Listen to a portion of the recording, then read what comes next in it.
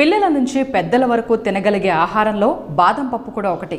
Super ఫుడ్గా పిలువబడే బాదంలో nutritious vitamins, fibre, magnesium, omega 3 fatty acids, proteins అత్యధికంగా ఉంటాయి. ఇవి మంచి ఆరోగ్యానికి తోడ్పడతాయి.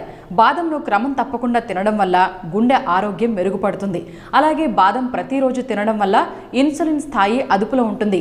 ఇవి గ్లూకోజ్ను శరీరం బాగా శోషించుకునేలా చేస్తాయి. తద్వారా మధుమేహం అదుపులో ఉంటుంది.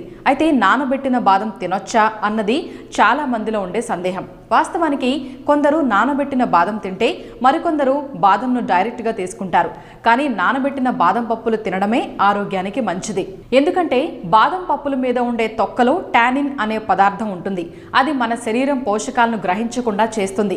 ఎప్పుడైతే బాదం పప్పులని నానబెట్టామో అప్పుడు ఆ తొక్క ఊడిపోతుంది. అలా తిన్న బాదం మన ఆరోగ్యానికి మేలు చేస్తుంది. అందులోనూ ముఖ్యంగా రాత్రిపూట నీటిలో నానబెట్టి ఉదయాన్నే తినడం వల్ల